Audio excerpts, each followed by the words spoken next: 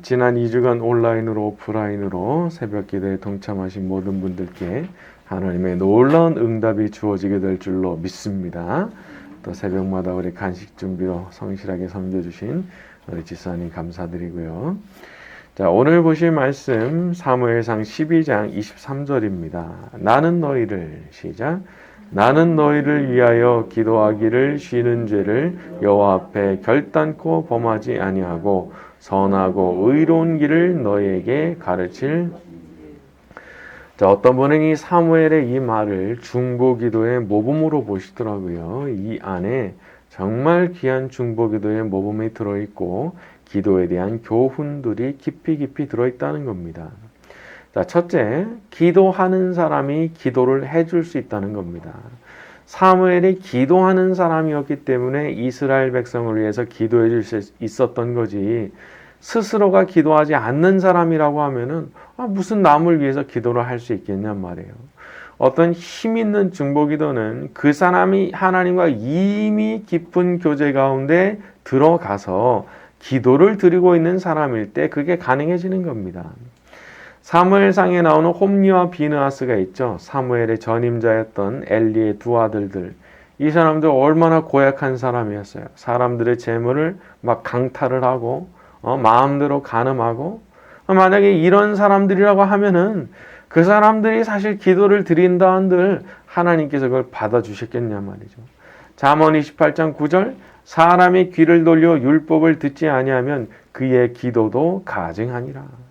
율법을 듣지 않는 자, 하나님 말씀에 귀를 기울이지 않고 살아가는 자라고 하면 기도조차도 가증한 것일 뿐이라는 거예요. 참 이게 얼마나 두려운 말씀입니까? 그래서 우리가 다른 이들을 도울 수 있는 기도자가 되고 싶다면 내가 먼저 하나님 앞에 더 많이 나아가고 더욱 하나님과 친밀한 교제 가운데 내가 있어야 되는 거예요. 그래야 힘 있는 중보기도자가 되거든요. 혹시 어떤 분들에게는 이런 말씀이 낙심의 요소가 될지도 모르겠어요. 그럼 나는 자격이 없나 보다. 그런데 꼭 그렇지는 않습니다. 이런 말씀을 들으는 이유가 뭐냐면 이 도전을 받아들이라는 얘기거든요. 하나님은 악하게 사는 사람의 기도를 받지 않으시는 분이시니까 우리는 선하게 한번 살아보자는 거예요. 힘을 다해서 하나님 기쁘시게 하는 삶을 살고 내가 먼저 하나님께 더욱 가까이 가서 기도하는 그런 사무엘 같은 기도자의 삶을 내가 살아보자는 거죠. 부족해도 됩니다. 이거 사실 우리에게 복음이잖아요. 우리가 객관적으로 보면 얼마나 부족한지 주님이 더 잘 알고 계시죠. 그분은 심지어 내가 스스로 깨닫지 못하고 있는 죄까지도 다 알고 계시잖아요. 하지만 우리는 오직 예수 그리스도의 십자가를 의지하고 살아가는 사람들이기 때문에 그 거룩한 보혈의 공로를 의지하며 살아가는 사람들이기 때문에 그 안에서 우리에게 한량없는 은혜를 베풀어 주시는 거죠. 그래서 우리가 부족하지만 그래도 진실하고 겸손한 마음으로 하나님 앞에 나아가려고 그러고, 저도 좀 사무엘처럼 다른 이들을 위해서 기도해 줄 수 있는 그런 사람이 되기를 원합니다. 이렇게 나아가면 주님께서 우리를 긍휼히 여기시고 우리를 이끌어서 성령의 도우신 가운데 능히 기도자의 중보기도자의 자리로 나아가게 하실 줄로 믿습니다. 자, 둘째, 이렇게 중보의 기도를 드리는 사람에게는 하나님 주시는 축복이 있습니다. 시편 35편 13절, 나는 그들이 병들었을 때 굵은 베옷을 입으며 금식하여 내 영혼을 괴롭게 하였더니 내 기도가 내 품으로 돌아왔도다. 내 기도가 내 품으로 돌아왔도다. 그들이 병들었을 때 자기가 기도했다는 거예요. 그것도 베옷을 입고 그렇게 애통한 마음으로 같이 금식하면서 그 사람을 위해서 기도해 줬다는 거예요. 그런데 그 기도가 어떻게 됐다는 거예요? 내게로 돌아왔도다. 나한테로 돌아왔다는 거예요. 내가 축복을 빌어주는 거, 그 사람을 위해서 눈물을 흘리며 기도해 주는 거, 내가 손해나는 거 전혀 아닌 거예요. 아니, 나는 이렇게 기도해 주는데 저 사람은 날 위해서 기도 안 하나? 그건 나만 손해 아니야? 아니에요. 하나님께서 어떤 분이신데 그걸 그냥 내버려 두시겠어요? 그렇게 애통해 하면서 그 안타까운 사연 앞에서 같이 눈물 흘려가면서 기도해주고 복을 빌어주면 하나님 앞에 드렸던 그 기도가 자기에게로 돌아오게 하시는 겁니다. 돌아오게. 복을 빌어주는 사람이 복 받습니다. 개 중에는 아주 이렇게 저주가 이제 입에 붙은 분들도 있어요. 입만 열면 그냥 바로 비방을 시작하고, 입만 열면 바로 험담을 시작하고, 이게 들렸고 저게 들렸고 자기 빼고는 다 못됐고 잘못됐고 게으르고 뭐 그런 식으로 말하는 분들이 있죠. 그런데 시편 109편 17절에 이런 말씀이 있습니다. 그가 저주하기를 좋아하더니 그것이 자기에게 임하고 축복하기를 기뻐하지 아니하더니 복이 그를 멀리 떠났으며. 저주하기를 좋아하는 사람, 그 저주가 자기한테 임하더라는 거예요. 무서운 거잖아요. 축복하기를 즐기지 않더니 복이 그 사람을 멀리 떠나더라는 거예요. 남한테 복 빌어주는 거 그렇게 달가워하지 않던 사람, 자기한테서도 복이 떠난다는 거예요. 여러분, 어떻게 보면은 복 받는 비결이 아주 단순한 겁니다. 항상 좋은 얘기 해주는 거예요. 좋은 얘기, 복을 빌어주는 말을 하는 거예요. 그러면 그 많아졌던 그 축복이, 그 빌어졌던 그 복들이 그 사람에게도 임하겠지만 그 말을 하는 나에게도 임하게 된다는 거예요. 이걸 잊지 말아야 돼요. 그 말을 하는 나에게도 그 복이 임한단 말이에요. 그러니까 이제는 말을 바꿔야 돼요. 말하는 내용을 아예 바꿔버려야 돼요. 그냥 자꾸 복을 빌어주는 말을 하겠다. 마음 딱 먹으셔야 돼요. 저주하는 말은 하지 마세요. 주님, 제가 이 말씀 따라서 계속해서 제가 복을 빌어주는 말을 하고 있으니 이 복이 저에게도 임하게 하여 주시옵소서. 주님께서 반드시 그 기도를 들으시고 축복하는 우리에게도 같은 축복이 임하게 해주실 줄로 믿습니다. 자, 셋째로 기도는 습관이 중요합니다. 오늘 본문을 보면은 기도하기를 쉬는 죄에 대해서 말을 하죠. 기도하기를 쉬는 죄. 이게 무슨 말이겠어요? 항상 기도한다는 말이죠. 이 사람은 기도를 쉬어 본 적이 없다는 뜻이잖아요. 그리고 앞으로도 그렇게 하겠다. 기도는 습관입니다. 습관이 될 수가 있습니다. 사람이 노는 게 습관되면요, 시간만 나면 놀아요. 그런데 기도가 습관이 되면 시간만 나면 자꾸 기도를 하게 돼요. 왜냐하면 길이 그렇게 났거든요. 기도는 즐거운 시간이다. 정말 나는 기도 시간이 너무 좋아. 여기까지 가셔야 되는 거예요. 기도가 고역이 아니라 즐거운 거예요. 하나님 앞에서 자기가 쉬는 시간이에요. 쉬는 시간. 어린아이가 엄마 품에 딱 안겨 있는 것 같은 그런 시간이 바로 기도 시간이거든요.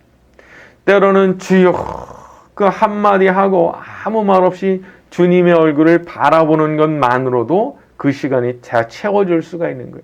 그러니까 주님과 함께하는 이 시간을 너무 즐기는 거예요. 그래서 우리는 자기에게 비어있는 그 시간을 기도로 채우는 습관을 가져야 되는 거죠. 여러분, 우리가 선지자들의 후예라는 사실을 잊지 마세요. 대단한 분들만 그렇게 기도하는 거 아닙니다. 모든 그리스도인들이 그런 기도의 습관을 가지고 있고 기도의 사람이 되어야 되는 것이기 때문입니다. 예수님께서는 겟세마네 동산에서 제자들이 졸고 있을 때 말씀하셨어요. 너희가 나와 한 시간도 같이 깨어 있을 수 없더냐. 그 한 시간, 그 위기의 상황에 그 한 시간 딱 같이 깨어 있길 원하셨는데 그렇게 못했죠. 그렇다면 우리가 그렇게 한 시간을 깨어서 주님과 함께 기도한다면 적어도 하루에 한 시간 그렇게 기도하는 습관을 가진다고 하면 우리 주님께서 그것을 또 얼마나 기뻐하시겠어요. 작은 일이 작은 일 아닙니다. 내가 항상 기도하는 습관 가지고 기도의 자리로 가서 앉는 그 일, 그거 작아 보여도 주님은 그걸 작게 보시지 않아요. 그걸 보시면서 기뻐하시는 거예요. 여러분, 우리가 기도하면 주님이 기뻐하십니다. 저는 이런 부분을 너무너무 확신해요. 느끼거든요. 기도가 마칠 때쯤이 되면 그냥 영적인 희열이 확 밀려오는 거예요. 그래서 주님께서 이 기도를 받아주시는구나. 주님께서 이 기도를 기뻐하시는구나. 저절로 알게 되는 거예요. 우리 모두에게 사무엘과 같은 기도의 습관들이 생겨나기를 바랍니다. 마지막으로 미운 사람을 위해서도 기도하라는 겁니다. 사무엘상 16장을 보게 되면 사울 왕이 변질된 모습을 보였을 때 하나님께서 사무엘한테 이렇게 말씀하세요. 내가 그를 위하여 언제까지 슬퍼하겠느냐. 그렇게 슬퍼했다는 거예요. 누굴 위해서? 사울을 위해서. 항상 사무엘은 기도하는 사람으로 살아왔어요.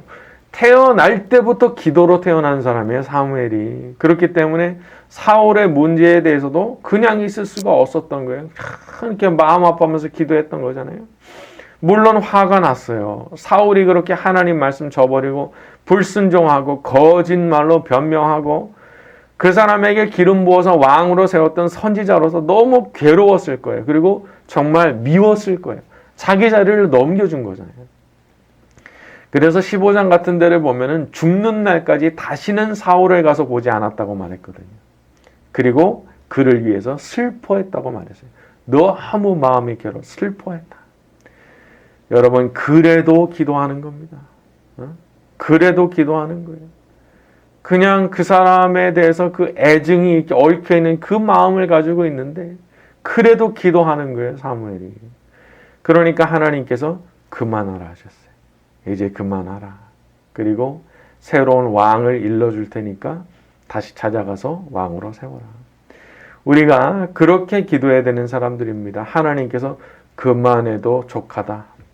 그만해도 된다 하실 그때까지 내가 미운 그 사람에 대해서도 기도할 줄 알아야 되는 거죠. 이건 정말 천사 같은 마음이고 예수님 같은 마음이라 하지 않을 수 없습니다.